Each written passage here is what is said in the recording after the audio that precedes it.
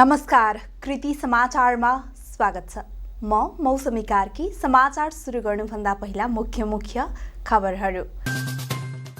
सुदूरपश्चिम प्रदेश स्थित दार्चुलाको महाकाली नगरपालिका र नौगाड गाउँपालिकाका विभिन्न स्थानमा पहिरो जाँदा 5 को मृत्यु, 10 बेपत्ता। बीपी प्रतिष्ठान ऋणात्मक भएको भन्दै बीपीका पदाधिकारीहरूद्वारा प्रदेश तथा संघीय स्वास्थ्य मन्त्री समक्ष सहयोग माग। प्रतिष्ठानलाई सबल बनाउने जिम्मेवारी सरकारकै। धरान 6 स्थित पानबारी सामुदायिक वन उपभोक्ता समूहको 18औं वार्षिक साधारण सभा सम्पन्न। सभाले कृष्ण कुमार राई भूपाललाई अध्यक्षमा सर्वसम्मत निर्वाचित। धरान 20 को विष्णुपादुका मन्दिर यस वर्षदेखि 16 श्राद्धमा पनि मेला लाग्ने मन्दिर व्यवस्थापनद्वारा जानकारी। संघीय लिम्बुवान प्रान्तीय मञ्च नेपाल सुनसरी जिल्ला कार्य समितिले सुनसरी निर्वाचन परिचालन समिति गठन। भूपेन्द्र सुन्दर लावतीलाई संयोजकको जिम्मेवारी दियो। र धरान 12 स्थित एम्स एकाडेमीद्वारा आयोजित मिस्टर एन्ड मिसेस फ्रेसर 7 को उपाधि प्रशंसा तामाङ र प्रनोज राईलाई। अब खबर विस्तारमा। सुदूरपश्चिम प्रदेश स्थित दार्चुलाको महाकाली नगरपालिका र नौगाड गाउँपालिकाका विभिन्न स्थानमा पहिरो जाँदा 5 जनाको ज्यान गएको छ। प्रहरीका अनुसार 10 जना बेपत्ता बनेका छन्। प्रहरीका अनुसार पहिरोमा परि 8 जना घाइते भएका छन्। सुदूरपश्चिम प्रदेश प्रहरी कार्यालयका प्रवक्ता एसएसपी भोला बहादुर रावलले शुक्रबार राति अविरल वर्षाका कारण पहिरोले ठूलो क्षति पुर्याएको बताउनुभयो। उहाँका अनुसार हालसम्म 5 जनाको शव भेटिएको र 10 जना बेपत्ता भएकाको खोजी कार्य जारी गरिएको छ। 8 जना घाइते भएका छन्, जसमध्ये 5 जनाको अवस्था गम्भीर रहेको प्रहरीले जनाएको छ। प्रहरीका अनुसार महाकाली नगरपालिका 2 मुल्लाका 77 वर्षीय नन्दराम बोहरा, वडा नम्बर 2 दल्लेकका 68 वर्षीय मोहन राम पार्की, महाकाली नगरपालिका 3 की 35 वर्षीय मानमती कार्की, नौगाड गाउँपालिका 1 सल्लाहकी 32 वर्षकी जानकी ठगुन्ना र नौगाड गाउँपालिका 1 की 15 वर्षकी धनुली ठगुन्ना रहेका छन्। पहिरोमा परि 5 वटा जीप, एउटा कार र एउटा ट्र्याक्टर पनि हराएको छ। धरान स्थित बीपी कोइराला स्वास्थ्य विज्ञान प्रतिष्ठान ऋणात्मक अवस्थामा गएको र सरकारले यसलाई सहयोग गर्नुपर्नेमा बीपीका पदाधिकारीहरूले प्रदेश र संघीय स्वास्थ्य मन्त्री समक्ष माग गरेका छन्। उनीहरूले कोरोना संक्रमण लगायत विविध कारणले प्रतिष्ठान 1 अर्ब 41 करोड बराबर ऋणात्मक अवस्थामा गुज्रिरहेको भन्दै शुक्रबार प्रतिष्ठानको 29औं स्थापना दिवसको अवसरमा प्रतिष्ठानका पदाधिकारीहरूले मन्त्रीलाई अवगत गराएका हुन्। एक रिपोर्ट। यही विषयमा केही समय अगाडि प्रतिष्ठानका रजिस्ट्रार सूर्यप्रसाद संग्रौलाले श्वेत पत्र नै जारी गरी प्रतिष्ठानको आर्थिक अवस्था नाजुक भएको जनाउनु भएको थियो। सरकारी असहयोगकै कारण प्रतिष्ठानको आर्थिक अवस्था कमजोर भएको जनाउनु भएको हो। शुक्रबार प्रतिष्ठानको 29औं स्थापना दिवसको अवसरमा यो कुरा प्राथमिकताका साथ उठान भयो। उपकुलपति डाक्टर ज्ञानेन्द्र गिरीले आर्थिक सङ्कट भएको अवस्थामा सरकारले समेत प्रतिष्ठानका लागि थप बजेट सहयोग नगरेकै कारण आर्थिक अवस्थाबाट गुज्रिएको बताउनु भयो। केही कुराहरू नियन्त्रणमा रहेको कारणले गर्दाखेरि आर्थिक अवस्था ऋणात्मक भई यो समस्या परेको अवस्थामा नेपाल सरकारबाट समेत आवश्यक बमोजिमको बजेट विनियोजन नहुनाले थप सङ्कट निम्ति भएको कुरा म यहाँ जानकारी गराउँछु। यो संस्थाले जुन एउटा खड्को लिएको छ र यो संस्था आज आफ्नो ओरिजिनल जुन ग्लोरीमा फर्कँदैछ, त्यो त्यसैले यो संस्था बिग्रियो यो त्यो भन्ने जुन नकारात्मक प्रचारवादी भएका कुराहरू अब गलत साबित हुँदैछ भन्ने म यहाँ अवगत गराउन चाहन्छु।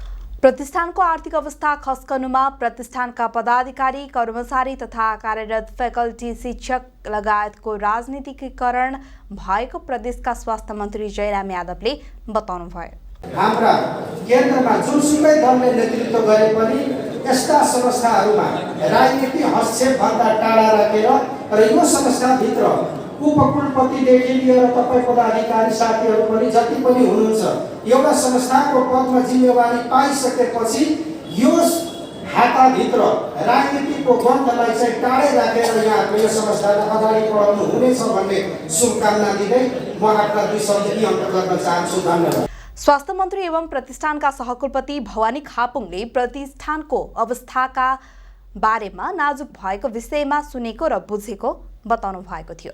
यहाँ उपचार गर्ने क्रममा कतिपय चाहिँ इक्विपमेन्टहरूको चाहिँ अभावको कारणले पनि बाहिर पठाउनु पर्ने अवस्था छ भन्ने पनि मैले सुनेको छु। खास गरी यहाँ एमआरआईको पनि प्रमुख समस्या भनेर पटक पटक उपकुलपतिज्यूले जानकारी गराउनु भएको छ र केन्द्र सरकारको तर्फबाट हामीले भनेका छौँ यो एमआरआई खरिद गर्ने प्रक्रिया तपाईँहरू अगाडि बढाउनुहोस्, खरिद गर्नुहोस्। त्यसको चाहिँ पेमेन्ट केन्द्र सरकारले सङ्घले गर्नेछ भन्ने कुरा समेत हामीले गरेका छौँ र अहिले उपकुलपतिज्यूले भनिसक्नु भएको छ अब त्यो केन्द्रको प्रक्रियामा जाने एकदम तयारीमा छ भन्ने कुरा समेत उहाँले राख्नुभएको छ र यो एउटा ठुलो प्रतिष्ठान भएको हुनाले यहाँ मलाई के लाग्छ भन्दाखेरि साधन र स्रोतको उपलब्धताले कति प्रभाव पार्छ। मेरो विचारमा यो बिपी प्रतिष्ठानमा आएका बिरामीले यहाँ उपचार हुन नसकेर देशको कुनै पनि ठाउँमा उपचार गर्न जाऊ भनेर चाहिँ रिफर गर्ने अवस्था छैन भन्ने मलाई लाग्छ। जस्तोसुकै बिरामी पनि को उपचार यही हुन्छ भन्ने मेरो बुझाइ हो। प्रतिष्ठानमा विभिन्न विभागका 850 बेड रहेका छन्। प्रतिष्ठानमा चिकित्सक तथा कर्मचारी लगायतको संख्या 1800 जना रहेको छ। 1500 विद्यार्थी प्रतिष्ठानमा अध्ययन गर्दछन्। शिक्षक 300 भन्दा बढी रहेका छन्। धरान 6 स्थित पानबारी सामुदायिक वन उपभोक्ता समूहको 18औं वार्षिक साधारण सभाले कृष्ण कुमार राई भोपाल अध्यक्षमा सर्वसम्मत निर्वाचित गरेको छ। आज सम्पन्न सभाले समितिको उपाध्यक्षमा युवराज आचार्य, सचिवमा शर्मिला विश्वकर्मा, सहसचिवमा तेजबहादुर मोदेल र कोषाध्यक्षमा पिजा लिम्बू चयन भए। यसैगरी सदस्यहरूमा कमला दाहाल, रोहित राई, खगेन्द्र घिमिरे, गीता विसुङ्खे, चेतन मगर, चन्द्रा रिजाल, राकेश लिम्बू र नेत्र भण्डारी रहेका छन्। 2 महिला सदस्य मनोनित गरिने जनाइएको छ। सभामा आर्थिक तथा प्रगति प्रतिवेदन प्रस्तुत गरिएको थियो। लेखा समिति सदस्य ध्रुव सुवेदीले आर्थिक प्रतिवेदन प्रस्तुत गर्दै विगतको समितिबाट दायित्वमा आएको सहित 22,49,677 रुपैयाँ बराबरको आय व्यय प्रस्तुत गरिएको बताउनु भयो। त्यस्तै संस्थाकी कोषाध्यक्ष निर्मला श्रेष्ठले प्रगति प्रतिवेदन प्रस्तुत गर्नुभयो। समूहका अध्यक्ष दुर्गा प्रसाद शिवाकोटीको अध्यक्षतामा भएको कार्यक्रममा 6 नम्बरका वडाध्यक्ष भूपेन्द्र भट्टराई, सब डिभिजन वन कार्यालय 5 कन्याका प्रमुख रामकुमार घिमिरे लगायतको उपस्थिति रहेको थियो। कार्यक्रममा 3 जना कर्मचारी, 2 जना सल्लाहकार र 22 जना टोली प्रमुखलाई सम्मानित गरिएको साधारण सदस्य देवेन्द्र दाहालले जानकारी दिनुभयो। 241 हेक्टर क्षेत्रफलमा फैलिएको सामुदायिक वन 2057 सालमा स्थापना गरिएको हो। हाल 640 घरधुरी वन समूहमा आबद्ध छन्। धरान 20 को विष्णुपादुका मन्दिरमा यस वर्षदेखि 16 श्राद्धमा पनि मेला लाग्ने भएको छ।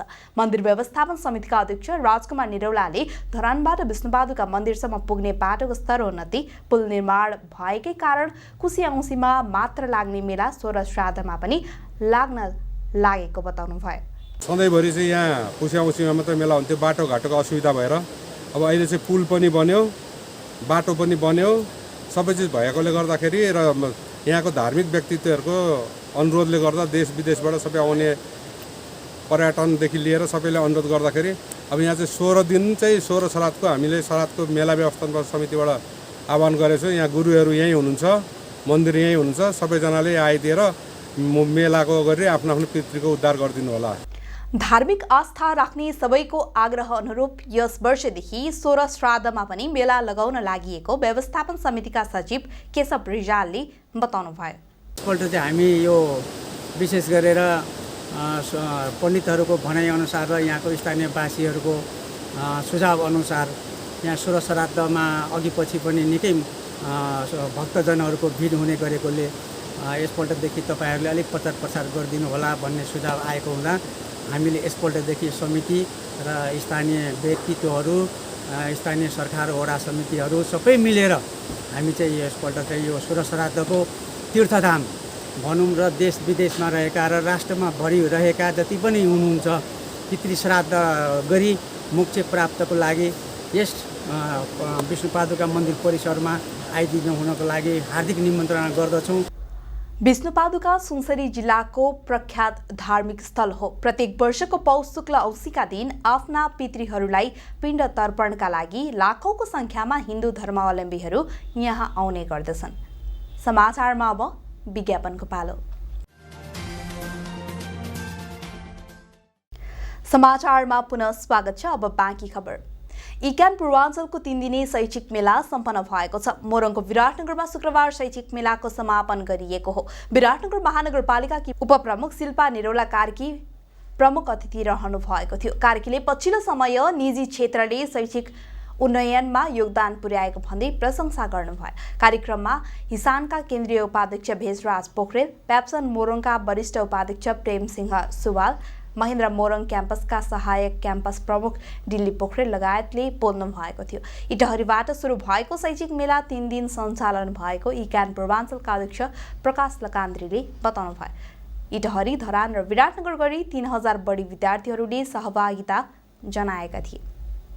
संघीय लोकतान्त्रिक राष्ट्रिय मञ्च सम्बद्ध संघीय लिम्बुवान प्रान्तीय मञ्च नेपाल सुनसरी जिल्ला कार्य समितिले सुनसरी निर्वाचन परिचालन समिति गठन गरेको छ। आउँदो मङ्सिर 4 गतेलाई लक्षित गर्दै सुनसरी निर्वाचन परिचालन समिति गठन गरिएको शनिबार जारी विज्ञप्ति मार्फत जनाइएको छ। भदौ 23 गते जिल्ला अध्यक्ष अमर इजमको अध्यक्षतामा बसेको बैठकले भूपेन्द्र सुन्दर लावतीलाई संयोजकको जिम्मेवारी तोकेको छ। त्यस्तै आर्थिक संयोजकमा राजेन्द्र सुवाभा लिम्बू, सदस्यमा आइन्द्र विक्रम कुरुम्भाङ, भीम लिम्बू, नरबहादुर लिम्बू, इन्द्र नेम्बाङ, आवाज मिया, सदिक मिया रहेका छन्। प्रादेशिक निर्वाचन परिचालन समितिका संयोजक अशोक चेम्जङको प्रमुख आतिथ्यतामा बसेको कार्यक्रमले समिति गठन गरेको हो।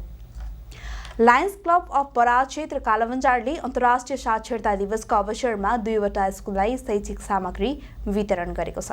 क्लबले सरस्वती मावि बराह क्षेत्र 4 र बराह क्षेत्र 5 स्थित मिलिजुली आधारभूत स्कुललाई विभिन्न कार्यक्रम गरी कपी वितरण कार्यक्रम गरेको हो। प्रमुख अतिथि एरिया चीफ निर्मला चौधरीले सरकारी स्कुलमा सरकारले निःशुल्क किताब वितरण गरे पनि नेपालमा धेरै परिवारहरू कपी कलम किन्न नसकेर स्कुलको अभ्यास गर्नबाट वञ्चित हुने गरेको र शिक्षकले सजाय दिने डरले पढ्न छाड्ने गरेको अध्ययनले देखाएको बताउनु भयो। क्लबले शनिबार निःशुल्क स्वास्थ्य शिविर समेत सञ्चालन गर्ने भएको छ। राष्ट्रिय प्रजातन्त्र पार्टी बराह क्षेत्र 1 र 2 को संयुक्त आयोजनामा कार्यकर्ता प्रशिक्षण कार्यक्रम सम्पन्न गरेको छ। शुक्रबार छतराको औलिया मठमा आयोजित कार्यक्रमको प्रमुख अतिथि पार्टीका जिल्ला अध्यक्ष दुर्गा बहादुर बस्नेत रहेका थिए। आसन्न मङ्सिर 4 गते हुने सङ्घ र प्रदेशको निर्वाचनका लागि कार्यकर्ता प्रशिक्षण कार्यक्रम गरिएको हो। कार्यक्रममा 7 जना ज्येष्ठ नागरिकहरू र पार्टीका श्यामकुमार लावती लगायतलाई नेपाली टोपी लगाई सम्मानित गरिएको राप्रपा 2 नम्बर वडा अध्यक्ष कुमार कार्कीले बताउनु भयो। दुवै वार्डको सपना गिरी र चन्द्रकला कार्कीको संयोजकत्वमा 9 र 17 महिला र देवराज भट्टराई संयोजक रहेको 13 सदस्यीय युवा समिति गठन गरिएको सभापति कार्कीले जानकारी दिनुभयो। धरान 12 स्थित एम्स एकाडेमीले कक्षा 11 मा भर्ना भएका विद्यार्थीहरूबीच गराउँदै आएको मिस्टर एन्ड मिसेस फ्रेसनर 7 को उपाधि प्रशंसा तामाङ र प्रनोज राईले जितेका छन्। धरान 19 ब्रिटिस सामुदायिक भवनमा सम्पन्न प्रतियोगितामा विजेता बन्दै क्राउन सहित ट्रफी पाए। यसै फर्स्ट रनरअपमा सुसन स्याङ्बो र आर्य डोल्मा तामाङ भए भने सेकेन्ड रनरअपमा सन्देश राई र प्रतीक्षा साक्य हुँदै ट्रफी पाए। प्रतियोगिताका निर्णायक त्रय नेपाल पत्रकार महासङ्घका केन्द्रीय सदस्य अमर खड्का, मिस पूर्वाञ्चल 2019 की फर्स्ट रनरअप सिमरन लिम्बू र ब्लास्ट टाइम्स दैनिकका कार्यकारी सम्पादक भोजराज श्रेष्ठले सोधेको प्रश्नको छोटो उत्तर दिँदै विजेता बनेका हुन्। प्रतियोगितामा विभिन्न टाइटल उपाधि पनि दिएको छ। कार्यक्रमका विजेताहरूलाई कलेज सञ्चालक समितिका अध्यक्ष प्रकाश राई, प्रबन्ध निर्देशक अनुप योन्जन तामाङ, कार्यक्रमका प्रमुख अतिथि हिसानका केन्द्रीय सदस्य मुकुन्द घिमिरे लगायतले पुरस्कार वितरण गर्नुभयो। समाचारको अन्त्यमा पुनः एकपटक मुख्य खबरहरू। सुदूरपश्चिम प्रदेश स्थित दार्चुलाको महाकाली नगरपालिका र नौगाड गाउँपालिकाका विभिन्न स्थानमा पहिरो जाँदा 5 को मृत्यु, 10 बेपत्ता। बिपी प्रतिष्ठान ऋणात्मक भएको भन्दै बिपीका पदाधिकारीहरूद्वारा प्रदेश तथा संघीय स्वास्थ्य मन्त्री समक्ष सहयोग माग, प्रतिष्ठानलाई सबल बनाउने जिम्मेवारी सरकारकै। धरान 6 स्थित पानबारी सामुदायिक वन उपभोक्ता समूहको 18औं वार्षिक साधारण सभा सम्पन्न। सभाले कृष्ण कुमार राई भूपाललाई अध्यक्षमा सर्वसम्मत निर्वाचित। धरान 20 को विष्णुपादुका मन्दिर यस वर्षदेखि 16 श्राद्धमा पनि मेला लाग्ने मन्दिर व्यवस्थापनद्वारा जानकारी।